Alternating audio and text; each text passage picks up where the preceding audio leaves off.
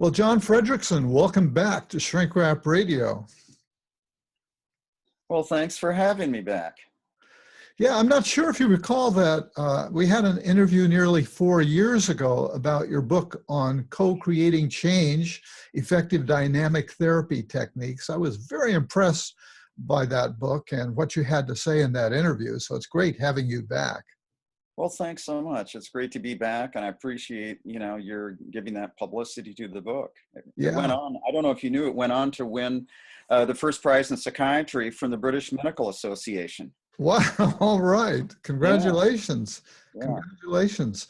And somewhat coincidentally, I've quite recently interviewed two of your colleagues who I know you're quite familiar with and who hold you in high regard. And I'm referring to Dr. Tony Rumenier. If I look at the spelling, it throws me off, but it's Rumenier. It's easy to say. And Dr. Patricia Coughlin. Oh, yes. Yeah. Yeah. So you guys all play more or less in the same ballpark. Exactly. Yeah. Well, now you've got a new book, The Lies We Tell Ourselves, How to Face the Truth and Accept Yourself and Create a Better Life. I received a digital copy. I don't have a copy to show to the camera. I don't know if you have one close at hand or not. I think I do. Let me see. Oh, yeah. Here we go.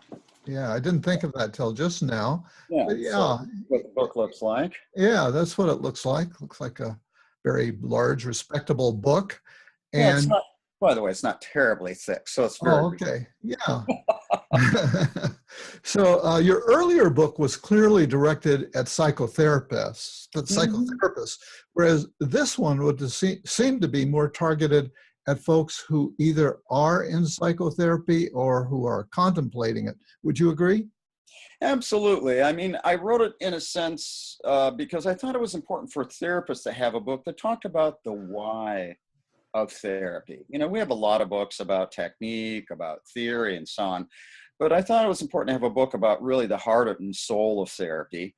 And I also thought it was important for the general public because a lot of times therapists are wondering, patients want to know what's a good book to read on therapy? What's it really about? And I thought this would be a kind of a book that lets people know that therapy is not just a chit chat. It's not the silly thing that we see in a TV movie, but it's a really heart-to-heart conversation between two people that are really trying to face the deepest truths of our lives. So I was really trying to write a book that therapists could read that they would love, but also one that would be very compelling to the general audience, people who want to know what's therapy about? Why do we do it?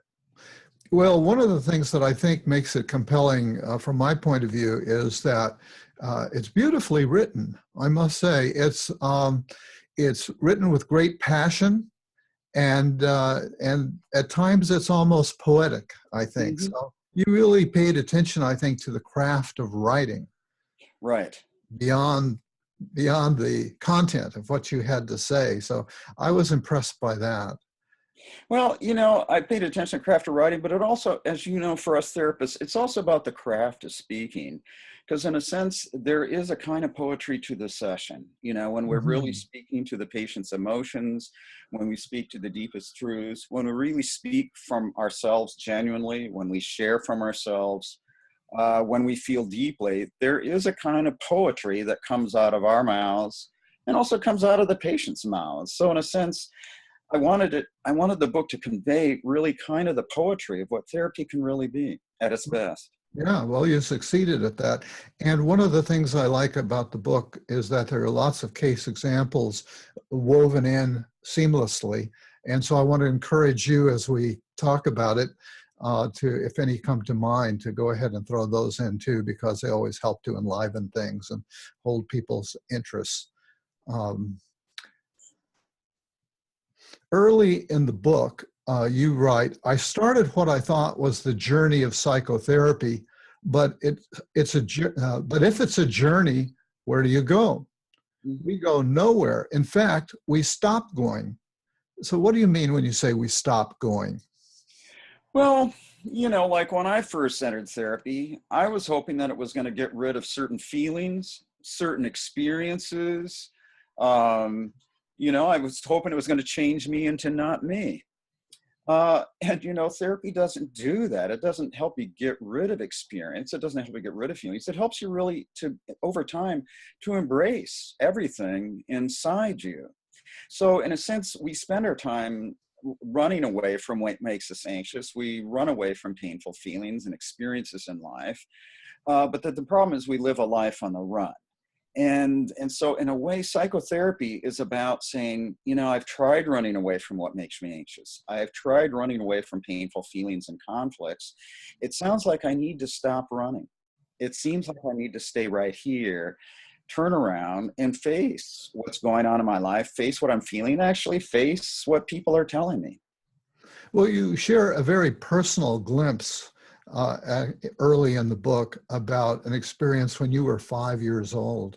Mm-hmm. And your brother, still in the crib, got tangled up in the window shade cords and actually died as a result of that. That's a hugely traumatic thing, and must have burdened you for some portion of your life. Did working through that mark the beginning of your lifelong relationship to psychotherapy and becoming a psychotherapist? It's interesting. I mean, I wish that had been the only trauma, but in fact, it was just part of what turned out to be really quite a number of traumas that happened. I mean, I'm not going to go into them, but just to give you a taste, when I applied to a psychoanalytic institute, you're supposed to write down your whole autobiography. And once I wrote it all out, they said, we're very excited about having you, but given your past, we're not sure you're analyzable. And I was really quite shocked. Well, they felt it was too much trauma and that you wouldn't be willing to go there? Or just might not have the capacity to go there. So in a way, that was a life-changing event for me, because I realized I was being judged on what had been done to me. And what's been done to us is impersonal. It has, I was just the accidental location where a lot of bad things happen. And that's how it is with trauma. We tend to think it's personal, but it's very impersonal. And so I realized, I was being judged on what had been done to me rather than on what I had done with my past. Yeah. That's what's really personal. So in a sense, that moment when my brother died in my arms when I was 5, I mean, that was such a shocking event, as you can imagine, and it left me with all kinds of conflictual feelings, plus everything else. But I think, so as a result of all these traumas, I was quite wondering, why do people suffer so much? Why was I suffering so much? I remember when I was 12 years old, overhearing my father telling my uncle that he'd thought about killing himself for years, but he didn't because it was the coward's way out. And I was just so shocked to realize, wow, that even he was suffering silently with this throughout his whole life. And so when I was in high school, I was very lucky. I had this English teacher who had us, all we did in class was read. We didn't write anything, we just read. So we had to read like tons of books. So I ran across these books by Erich Fromm. And when I read this book by Erich Fromm, here I am in this little cow town in Iowa, and I'm reading Erich Fromm, and I think, my God, wouldn't it be cool to be a therapist, to be a psychoanalyst? And that was where my interest really got going. Interestingly, my parents didn't think I needed to go to college because my father was a blacksmith, and he thought I should just take over his blacksmith shop. So they let me know that I could go to community college for a year or two, but that I should take over the shop. Well, I was fortunate in that I was very talented at music. And so I was taking horn lessons at a university. And so my university professor was naturally asking, so where are you going to college? And I let him know I wasn't going to be going to college because I was supposed to take over my father's shop. So talk about a conversation that changes a life. This guy drives 80 miles to my parents' house, spends an evening with them, and convinces them that I should go to college and go to music school. So to their credit, they agreed. And so I went to music school, paid for about half of it. And then going to music school, that was my ticket. So I'd grown up my whole childhood from age 6 to, even graduating college, working in my father's blacksmith shop. I'd always thought it'd be great to be a psychoanalyst, but it just seemed like too big a dream for someone like me. I just viewed myself really as just this kid from a little town, son of a blacksmith. I knew how to be a blacksmith. I really just felt very out of place, And so I went to school, became a musician. And then what happened is met my wife, and we both thought it'd be great to get an orchestra job. She was an orchestra musician as well.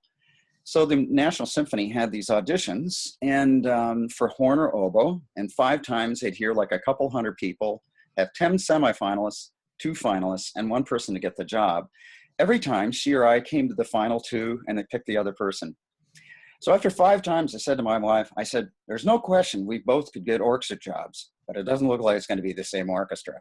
So at that time, I thought it had given me sort of a release. It was a great loss not to get that orchestra job, but I realized I could go back to college. I could become a therapist. So then I freed my wife up. She could audition anywhere she wanted, and she plays in the Opera House here in Washington. But it gave me a chance to go fulfill this childhood dream then of becoming a therapist. Wow, what a journey. Yeah. And now not only are you a therapist, but you're a celebrated one, and you lead workshops all over the world. So, wow, such a journey. And considering all the difficulty in the early part of your life, somehow you had a lot of resources, I would say, within yourself that got you a long ways. At some point, though, you went into therapy. What? I think that's true, but I have to say I'm very fortunate that I had a lot of therapy and I had a lot of really good supervisors. That's something it's true, I have resources and people see that today, but I have to say that it was a ton of therapy, and I would not be here where I am today if it weren't for having some good therapists along the way and a lot of great supervision. Mm-hmm. And I mean, it's truly, in that sense, I'm really an example. It takes a community. I mean, I'm so far from the self-made man. yeah, one of the topics that you take up in the book is the healing, and so I want to ask you, how does healing at events such as you went through? How does healing take place in psychotherapy? What is it that makes it happen? I think healing, in a way, means that we have to be held. In a sense that we are healed when we're held. And that when we're held, we can hold what's been inside, we can hold it inside. A lot of times what happens in traumas, there's such horrific feelings and painful feelings that they're more than what we can hold. And so we get depressed, we get anxious, we project, we see those feelings everywhere else. We can't hold what's inside because we never had anyone to hold us. So I think that a lot of what really heals us in therapy is a therapist who really can sit with no matter what happened, who can sit with no matter what we feel. If we feel it towards them, they can hold what we feel towards them.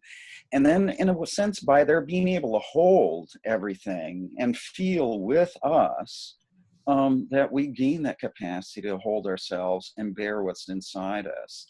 I think it's really interesting. The idea of compassion, it comes from the Latin. It means to suffer with. When we think of the patients where we've had a deeply healing impact, oftentimes we have felt tremendous grief or pain or anger inside ourselves. And it was important to feel it, not always express it, but to bear it and feel it. And from that feeling, something came from our depths. Yeah. Maybe we say what we felt, but something came from our depths that made the patient feel very known. Yeah. And they were being known on something that was much deeper underneath the words. Mm-hmm. So you're really talking about that relationship between client and therapist, and we know there's been a lot of research that has stressed the importance of that. What's your sense of the ideal therapist-client relationship? I mean, you've been hinting at it there, but maybe there's more to say. I think the ideal therapist-patient relationship is one where we're honest. And that means we need to be honest with the patient about what they're avoiding and what they need to face. We have to be honest with ourselves. Sometimes we're wanting to avoid what the patient needs to face. And sometimes we have to go to places that make us uncomfortable, that make us anxious, that are painful for us. And at least in my own case, it seems like it's a lifelong growth curve. I mean, here I am, 64, and I had a case a couple of weeks ago, and there was a case where I look back and I can see what I was avoiding. And I know the next time I see the person, I know where I need to go. But, you know, it doesn't seem to matter what stage of development, we're still learning about ourselves. It's like the depths are infinite. And this process of being honest with the patient, honest about ourselves, about our inner life, seems to be kind of a lifelong journey. It's never over. That's interesting to hear. I had fantasized about asking you, you know, where's your learning edge? Yeah. But didn't actually put it in my notes, thinking, well, he's so far along, he probably knows it all. You know, I used to have that fantasy too. You know, it's so interesting. I have these fantasies that somehow there are people that are somehow purified, or at least when I was younger, the idea was people had been analyzed, you know, but that they were somehow done. Instead of, you know what I realized after my analysis, I realized I'd definitely not been cured, but I thought that maybe the end result of analysis was a measure of humility. A recognition, just like I will never know another person completely, I'll also never know myself or my depths completely. That I think we are ideally left with a certain amount of humility. We'll never know a patient completely or ourselves. That it's like I say in therapy, in my book, What is Psychotherapy? It's when a mystery meets a mystery. Like another person's a mystery. There's someone we will never completely know. We've all had that experience when someone says, oh, I know exactly what you mean, and you want to run for that. They know exactly what their fantasy is about you, but you realize they're missing something, and they don't have that room in their mind to make room for the mystery of you that lies outside their misunderstandings. When a mystery meets a mystery, that's an example of the poetic quality that I refer to that's in your book, a good example of it. You know, there's research that suggests that only 50% of people seem to benefit from therapy. And so how's a person to know, maybe we have listeners out there who are in therapy or who are contemplating therapy, how's a person to know whether or not therapy is going to be right for them? Well, I don't know that you can know in advance. You know, it's, you know, every day you go to a new job, you go to a new anything, you don't know if it's going to be right for you. Because in a way, it's every day we live, we're walking into the unknown. You know, we wish if we had enough research, or if we could talk to enough people, we'd know if a particular therapist is going to be right for us. We don't know. You know, I had one therapist who's very, very highly regarded and stuff. Turned out not to be a very helpful experience. And I'm sure that person was extremely helpful to other people, right?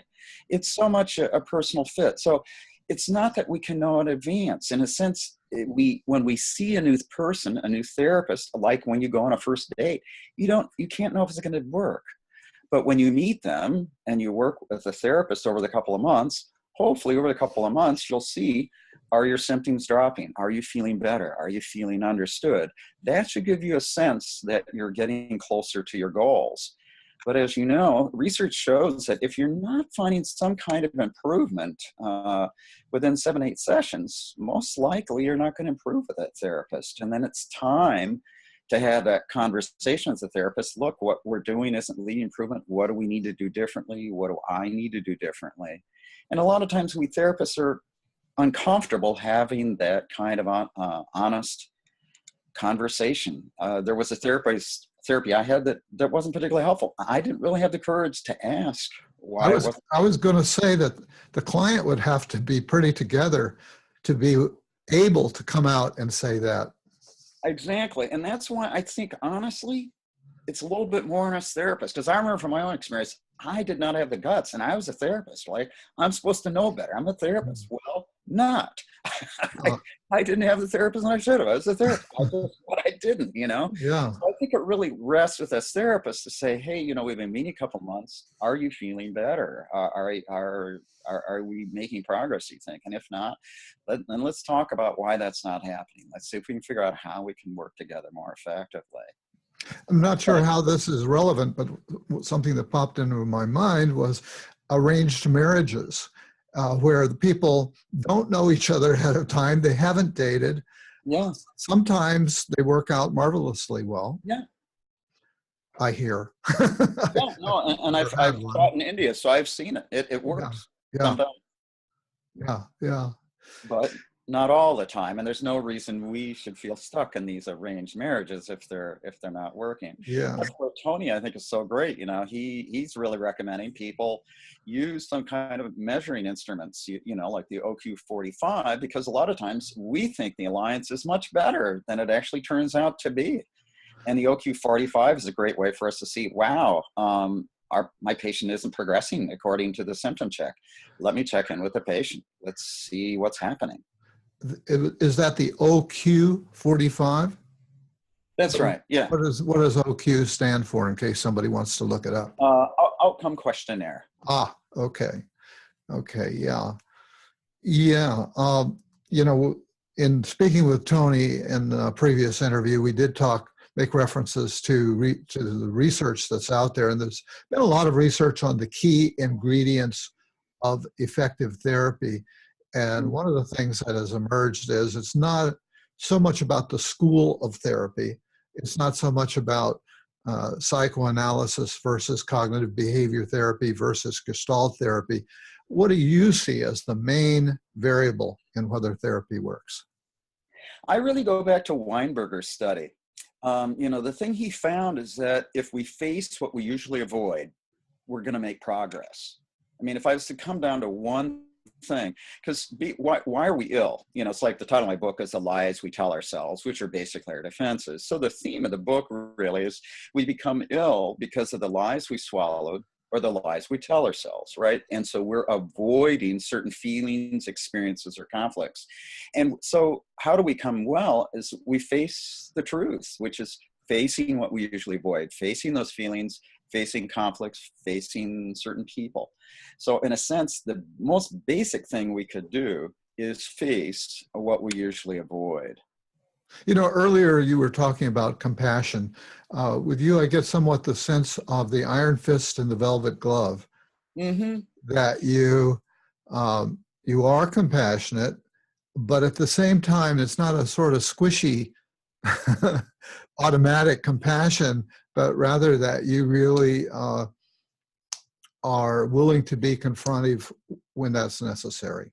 Absolutely. You know, I was just, you know, I can think of a circumstance where someone was, did not want to become an adult, just, and kept a little blanket with her all the time, you know? Really, and, yeah, a blanket with her all the time, didn't have any relationships, talked to her blanket, had a relationship with her blanket. And I get that. I mean, every one of us who's listening gets that. I mean, every one of us wishes, God, being an adult, totally overrated at times. Right? Yeah. You know, paying bills, mortgages, conflicts, getting fired, having to support a family. I mean, just, you know, it's tough. It's not easy. Every day we can think of times, wouldn't it be nice to be a kid? So in that sense, I come at this as like, yeah, I understand who would want to face reality. I'm not a big fan of it myself. I've been a major avoider of reality, so I'm in no position to judge. So in a sense, I come across in a sense, look, I'm in no position to judge. I've been a major avoider myself. You know, I totally get why you want to avoid it. But then we have to see that when you avoid it, this is happening. You know, so in a sense, like you're saying, it has to be both. It's like there is this tough truth, but we have to have tremendous compassion because we Homo sapiens, we're just not big fans of the truth. It's like I quote that Roman theologian Tertullian, who said, "Our first response to the truth is hatred." And I get that. Yeah. I mean, people have told me a lot of things that were true, and a lot of times I've been less than receptive or grateful. Yeah. And, you know, I'm very grateful in the end that they told me these things. But yeah, it's not easy facing. I've never found it easy to face the truth. That's why people talk about therapy. I don't see why it should be easy. It was never easy for me. Yeah. Having raised 4 kids and now having 4 and almost 5 grandkids, it's really been clear to me how instinctive it is for us to avoid the truth and make up plausible explanations. Yeah. You know, hey, who spilled peanut butter all over the floor? Mm-hmm. It just jumped off. I don't know. It jumped off the shelf. You know, just early on. I mean, Yeah. that's what kids do. That's what we all did. And we've put a veneer over that Yeah. as And time goes and on. how that we treat people as if they can't handle the truth. You know, people say it's like I talk about in the book where this woman has a patient who's got cancer and she's dying and she's afraid to explore that and thinks it'll be too much for the patient. And I said, well, I don't think it can be too much for the patient because you notice cancer didn't ask if it was too much. Mm-hmm. You know, I had that experience a couple of years ago. I was diagnosed with cancer. And it's like, you know, cancer didn't give me a call a couple of years earlier and say, hey, John, there's concern it might be too much for you. So we're wondering when to schedule it and how we should arrange delivery. You know, it's just, life doesn't work that way. Life comes at us, whether Yeah. it's too much or not. That's why I think of like tag. Remember when we tag and say, well, you're it, you know? I think tag really kind of was preparing us for life. It's like life is always chasing us and we Mm-hmm. get tagged. Did you find that you wanted to be able to talk about cancer when you were dealing with that? Did you want people to somehow broach that? I certainly brought it up to people, you know, who were good friends of mine. I certainly did. Absolutely. Mm-hmm. Mm-hmm. Yeah. Because, you know, I mean, it was not that I recommend this, by the way. It was a very good wake-up call. I mean, I think if you're going to wake up, try to wake up some other way with a therapist. Don't wait for cancer to do it for you. Yeah, But it really. was a very good wake-up call. It's like, you know, I could be gone soon. Obviously, a lot of things I thought were important are not as important as I thought they were. Even I'm not that important. It looks like the world will get along just fine without me. I mean, these are very nice truths, but they are true. And it was a very important and healing experience to face Mm-hmm. these truths. Yeah, yeah. You And know, life is always giving us opportunities to get healed. right. Yeah, yeah. Yeah. Anybody who's done therapy has had the experience of clients who come in and they're talking about their husband and how it's the husband's problem, or it's the wife's problem, or it's the boyfriend, or it's the kids. What's your take on that? Well, look, I mean, every one of us loves blaming people, you know, for our difficulties. I mean, I'm a world-class blamer. I could go to the Olympics. You know, we all like to blame others for our problems. That's just, you know, that's just human. The problem is just a big waste of time. Because when we blame others, we imagine they're causing our problems because we don't see what we're doing that are actually causing our problems. That's one of the things I talked about in my book, Co-Creating Change, on externalization. You know, precisely because we don't see how we're creating our problems, we don't see it. We need to make sense of it. And since we don't see how we're creating our problems, we assume somebody else must be doing it. So in a way, that's where therapy can help so that you can see what you're doing that's creating your problems. I think the other big problem is when we blame other people for our problems and we wait for them to change, we make ourselves the hostage of their neurosis. Let's suppose someone really does have troubles. Let's suppose they really are neurotic and we're waiting for them to change. Well, we're making ourselves the hostage of their neurosis. In that sense, we're saying, well, I'm not going to change until that person changes. As I tell people, well, you better hope the Buddhists are right and we've got 10,000 lifetimes. Because, you know, my experience, waiting for other people to change could be a very long wait. Yeah, yeah. It's actually a secret form of self-punishment. I want to go back to what you said earlier when you said that you discovered that as you were, I guess, watching a video of a session that you had done, that you caught yourself doing something that, you know, was important learning for you. Can I press you to say what it was that you discovered at this point in your career?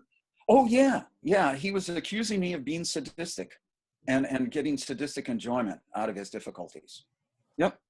And Oh, I couldn't hold that projection. And I could see I tried to correct or clean up the projection and so on and so forth, which with some patients you should, with him I shouldn't have. And so I did realize, okay, the learning curve continues. you mean that you were defensive? Is that what you're saying? Mm-hmm. Yeah, Yeah. yeah, Okay.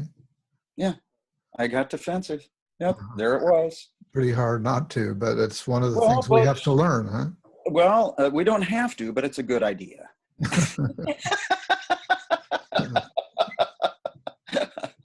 But what you're touching on too is like, since I videotape my work, then every week, I take some time out to look at the videos, because when I'm looking at a video case where I'm having trouble, I want to see, okay, what do I see? Because then I can look and say, oh, I was missing this, or somehow my reactivity or my defensiveness is coming up here. What's that about? How Yeah. do they do that differently? So that's also another thing is I think a lot of times people think once you graduated, like somehow you know enough. And it's, no, once you're in this field, you're an eternal learner. I mean, Mhm. people are, I don't know what your experience is. My experience, gosh, this field is so vastly more complex than I ever imagined at the Oh, beginning. yeah. Yeah. It's very complex. And there's so much that happens in any interaction between people. Just, Breathtaking. there's what's said, but there's what's not said. There's the body language. There's the unconscious. There's of two people. Yeah. And There then are the ghosts in the room, right? yep, and watching the video and seeing how your own unconscious stuff got kicked up and says, oh, how about that? Yeah. Yeah. I know when I talked with Tony about his book on the importance of deliberate Mhm. practice, Yeah. it seems like it takes tremendous courage to do that. Um, and he discovered that it was hard to keep himself motivated to do it Hmm. because it was painful. And it put me in mind of when I was taking some kind of class at a gym that involved lifting weights. And the idea was you lift until your muscles fail. Wow. And I found it harder and harder to make myself go. That was Yeah. such an unpleasant experience.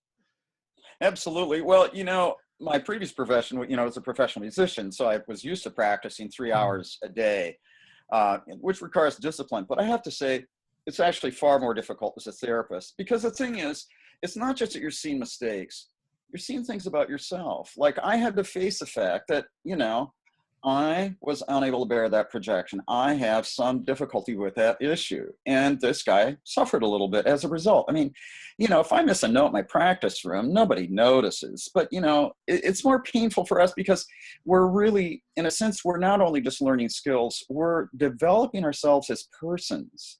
We're learning about our weak spots. We're learning about blind spots. Someone else is pointing at a blind spot to us, right? And they see our blind spot. So the supervisory process is inherently quite narcissistically injurious, right? Which Mhm. is why it's so important for the supervisor to have the courage to look inside and be in supervision, but also to have great compassion with the supervisee. I remember I was in supervision with Patricia Coughlin for a number of years. And oh my God, I'd be so depressed after these Yeah, supervisions. I can Oh my imagine. God, this mistake and that mistake. I mean, she's simply telling me the truth, and I'm glad she told me. But it's very hard for us, and that's why a lot of people don't continue with supervision. They don't continue with group supervision because it's learning about ourselves. I mean, I had, every time I learn something, it's like I have a fantasy of how I'd like to be, and then there's how I actually am. And only one of those is true. Yeah. And supervision or looking at your tape is that constant reminder, oh yeah, the fantasy just took another hit today. It's crumbling a little bit more. Oh boy. Yeah. Yeah. You have And, to but make sure you've that's, got good resources in your life to keep yourself propped up a bit. oh, absolutely. And I think it involves, having had good supervision. I think a lot of it also involves, developing self-compassion. And as I talk about in the book, is really radically accepting ourselves the way we are. Now, would an ideal therapist have had trouble with that projection? No. But that day I was not an ideal therapist in that moment with that patient. And, and learning to accept that, you know, perfect is an idea.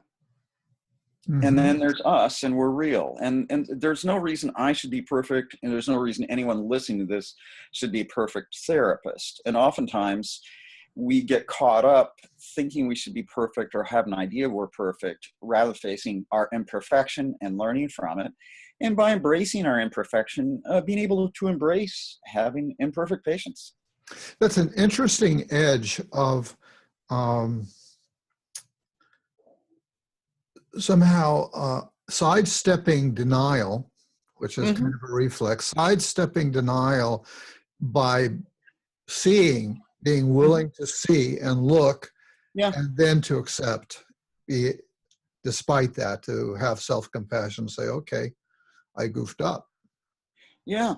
It doesn't mean I'm a failure. It doesn't mean I'm a bad person, No, etc. it means I fail at times. Sometimes I have a bad therapy session. Doesn't mean I'm bad, but I definitely have the capacity to create a bad therapy session. I can do it. I've done it. It may even happen again in my future. I mean, it's just it's really embracing that we're human. You know, it's like going back to your initial question. You know, I, a lot of us come into therapy with the idea that we should become somebody else, become something else, get purified. And so in a way, it's kind of like sort of an ethnic cleansing of ourselves, thinking we need to get rid of aspects of ourselves. And really, it's a matter of really embracing ourselves. We will always have mixed feelings. We will always make mistakes. There will always be flaws. But it's really embracing radically our humanity as we are, rather than engage in this perpetual self-torture of having a fantasy of how we think we should be, beating ourselves every time we fail to be not us, every time we fail to be not real. You know, and this I find is a very common form of self-torture, where therapists beat themselves up for not, you know, doing ideal some kind of therapy, whether it's ideal analysis or CBT or whatever. It's not your job to be perfect. It's your job to be real. It's really And nice that there's some therapists now, such as yourself and such as Tony. I'm sure there are others out there that are saying something like this, because when I was in graduate school, the books that I read seemed to be written by towering yeah. figures of perfection. Yeah, well, I think, you know, two things. We're always going to idealize people, you know, because there's always the wish to have some ideal person. Otherwise, we have to face, no, that person's human too. I'm human. And then we have to face the fact, wow, this is a real drag. I might actually have to accept reality, which includes me. And I Mm. was really hoping I didn't have to accept me as I was, that there was some way I could convert me into the not me, this fantasy. And then I love that fantasy so much, then I could love myself if I become the fantasy. You Yeah. know, but, you know, I tried it. It just never worked. I kept showing up instead of the fantasy.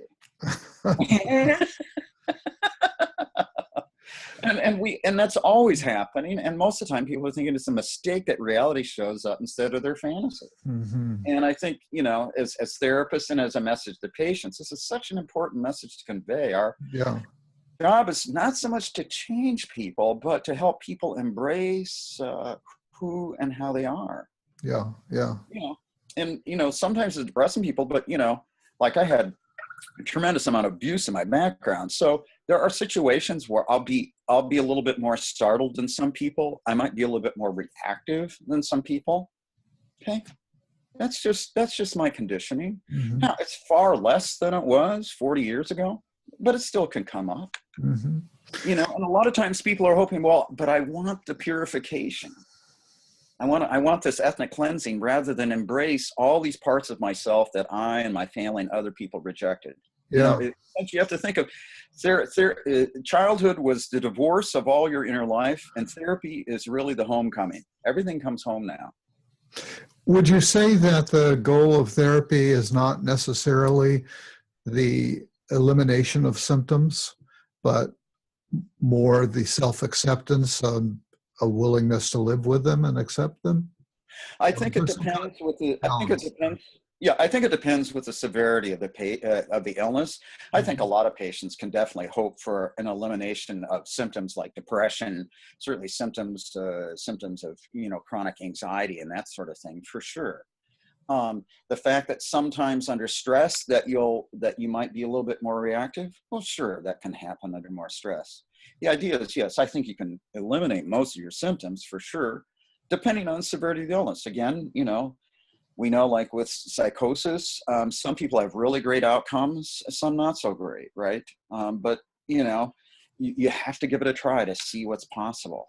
Yeah. I've had some people where, you know, who had been psychotic and they got just a whole lot better. They, you know, are like normal people. I've had other people where they got quite a bit better, but, you know, still, you know, have symptoms and quite a bit of reactivity, but their life's a lot better.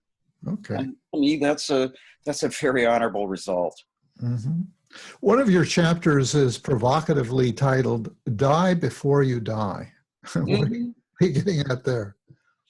The thing is, of course, there's physical death, but then there's a kind of a psychological death, which involves letting go of certain fantasies we have about how life should be, about how others should be, and importantly, how you should be. And that, in a sense, those lies about ourselves, these fantasies we have about ourselves, about being perfect, flawless, never making, you know, I've heard people who had actually said they never had a treatment failure. I mean, that's a really big lie to live with, you know? And Yeah. so that's a really big one. You're right. You're never gonna hear that from me. Or if you hear it from me, just, you know, send me to the hospital. Right? But, you know, there are lies we tell ourselves, and those lies have to die so that we can be reunited with the truth, with reality. So in a sense, there's these lies that have to die before the physical death. We tend to worry about physical death a lot, but oftentimes what happens, you know, when you don't get a job, or when there's a divorce, or someone's had an affair, or someone betrayed you, I mean, all of a sudden, there are illusions you've had that are now exposed. And it's so painful, you know? It's like a patient of mine I was saying, talking to today, she says, I just want to kill myself. I said, of course. You want to kill yourself rather than experience the death of your childhood. You've been waiting to have a childhood you didn't get. And you're 40, and it's never coming. And I can understand that. I can understand completely wishing that you could have had the childhood you wanted in your adult life. And I can see that rather than have the funeral for that childhood, that you'd rather kill yourself rather than experience this death. I would imagine that really had some impact for her. Did she take that in? Oh, yeah. She said, I feel shell-shocked. Yeah. You know, and again, you know, it's not like I like saying things like this. In a sense, a person can think I am cruel in saying that. It's not that, but reality is so cruel to our fantasies. You know, our fantasy, you know, I wish she could have a better childhood than the one she had. It was terrible, but we only get one.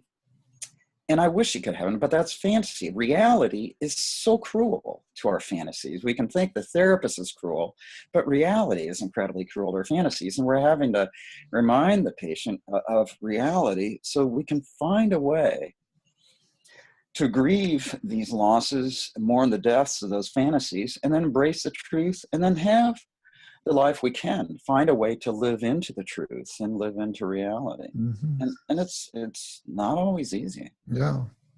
What about therapists in the media, in the movies, TV shows, and so on? I imagine there are misconceptions that are fostered by some of that. I wonder if anybody comes to mind of having done a pretty good job of accurately portraying a therapist. I'm thinking of the therapist in Good Will Hunting that Robin Williams played. Yeah, I thought that was a beautiful example of. I did too. And what about? Yeah, go ahead. But you know, we have other times. Sometimes you'll see in the movies some therapists who's just kind of intellectualizing or remaining silent. You know, and so it makes therapy look like it's a crossword puzzle, and you're looking for the clue to 35 across. Or sometimes therapy will even be presented in a way like sometimes there's books that come out about therapy where it looks like everything came down to an event that happened when someone was 13. I don't know about you. I've never run across a case like that where everything is explained by one day. You know, there's very simplistic ways, as if it's like one insight or something like that. Yeah. And one of the things I think is that people have a very big misunderstanding about insight. They imagine that insight is when I offer an insight to you. But actually, insight is where we create a new experience for the patient, where the patient experiences something deeply inside herself, and an insight occurs within her. So, for example, with this woman, it had been painful experiences. We looked at this together, but then at the point, she said something I'd never said. She said, you said, but I'd never said this. She said, so you're saying that I have to give up this blanket and I have to mourn the loss of this childhood, because as long as I rely on the blanket, I'm not going to be relying on my therapist. And that if I keep doing this, I'm not going to get better. That was her insight. That's what she said. Yeah. Now, I didn't say that, but she said, you said, because she was having trouble owning that this was really her insight, inside her. But an insight doesn't come from me to the patient. It comes from within the patient. So, when it comes from outside, we'd have to say it's an outside. It's a view from the outside, but only the patient can have really a sight from inside. And so we end up talking to patients, talking at them, rather than facilitating experience. There was this Frieda from Reichman who said, patient doesn't need new insight, they need a new experience. Because it's from the experience that the patient starts to know themselves in a new way from the inside. And now we're even getting some neurological evidence suggesting that an emotional experience can sort of re-imprint memories in the brain, can create a new outlook, if you will. Absolutely. Well, that fabulous book by Klaus Grave, Neuropsychotherapy. It's the greatest book on neuroscience and therapy in the whole field last 10 years. I don't know that one. Oh, it's just a fabulous masterpiece. Really, it's one of the best books in the last 10 years. What's his name again? Klaus Grave, Grawe. It's called Neuropsychotherapy. Brilliant book. But one of the things he did, he said, well, let's take a look at research outcome. When do patients get better? And what he learned is that patients get better if they face what they avoid. So he learned that behavior therapy has good outcome because patients have to face and engage in a behavior they avoid. He found that emotion-based therapies did well. So that he said, what we're seeing is that if therapy is addressing the lower parts of the brain, emotion behavior, if it's addressing lower parts of the brain, you're going to have enduring change, because that's what's driving everything, is these unconscious systems of behavior and affect. And so I thought it was just very interesting that, from there we could see very clearly, and it's interesting the way he puts the research together. Yeah. Thanks for that tip. Maybe I'll try to interview him. Well, unfortunately, he passed away. So unless you have particular... I'll have to go to a psychic. I have to go to a psychic and have him channeled. There you go. Yeah, I'm sure you could find someone to be willing to channel him. I missed that opportunity. Yeah. In the last chapter of your book, another really great poetic thing, you say, truth is an ocean, theory a cup. Pour some water on that and expand it for us. Well, we in psychotherapy training, we're generally not taught how to do therapy. We're taught how to think about patients, and we're taught how to intellectualize about patients, and we're taught how to make stuff up about patients based on this theory or that theory. And we tend to believe certain theories, but we forget that a theory is just a symbol. It's not reality. It's like when we look at a map, if we look at a map of Marin County, we're not going to confuse it with Marin County, right? There's the map, and it's a symbol, and then there's the symbolized Marin County. Same thing. Theory is just a map, but the human person is so complex that there's no theory. The theory is like the equivalent of a cup to hold the ocean of a person. So it's very important that, I teach a particular model of therapy, but I'm always telling my students it's important to know theory well, but hold it very lightly, because we have to hold it lightly enough that we're prepared for information to come toward us that doesn't fit our preconception. We tend to idealize therapy, rather than understand it, it's a tool. I often make the analogy, it'd be like if a carpenter was at a conference of carpenters and he said, I found a tool that will do everything. It's the screwdriver. Everyone think, well, that's ridiculous, right? But among us therapists, it's not uncommon for someone to say, this theory explains it all.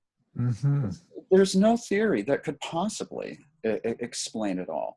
Theories are marvelous tools, as long as we remember that they're tools, that they're maps. And so in that way, I think it's very important because it's easy for us to have these turf wars about what's the best theory, instead of understanding that every theory is inherently limited because every map has to exclude a lot of data in order to have a map. That's not the territory. Yeah, yeah. Pete, there's somebody else that's dropped in here. I need to ask you to step out now, Pete, and I'll be done here in about 5 minutes. That's somebody who's testing out the room for the group that I'm going to run later that I mentioned. Fantastic. Yeah, so as we wind down here, well, let me ask where you see your work going in the future, if you see anything on the horizon other than more of what you're doing, or... I have no idea, really. My work always kind of surprises me as it goes along. One big thing I'm working on, I'll have a new website coming up soon called Deliberate Practice in Psychotherapy, which is going to have skill building exercises. Because I realize that in psychotherapy, unlike in music, we don't really have a set of skills and how to practice skills so you can learn how to deal with certain kinds of problems. So in music, you have what we call etude books, and they have a whole bunch of studies to teach you how to do different intervals, different scales, different rhythms, different kinds of melodies, and they build up in a stepwise fashion so that eventually, once you've learned the skills, you can do a Mozart sonata, or that you could do an even more complex piece. And so what I'm doing is I've been developing exercises for, right at this point, for about 100 different therapy skills. Right. And so this is going to work on skills having to do with fragile patients, how to regulate anxiety, how to address denial, how to work with projection, how to deactivate projection in the session, all kinds of things like that. And so it'll be just like a language thing with a video or with a tape where people can learn this. I think I have 62 skills on this next package that's coming out. I'm hoping to just come up with a ton of skills so people have a practical way. Even if you don't like looking at your video, at least you could do some skill building exercises that would enhance your skill. And I'm very excited about it because we did a research study this last year at a drug rehab center. And after 10 weeks with this group of therapists working at a drug rehab center, we brought their dropout rate from 40% down to 23%. Wow, that's great. I think this is such an exciting direction that you're going, and having a resource like that is going to be a wonderful contribution to the field. So I think I need to wrap things up here. So I want to thank you, John Frederickson, for being my guest once again on Shrink Wrap Radio. Well, thank you so much. I appreciate being able to talk about the lies that we tell ourselves.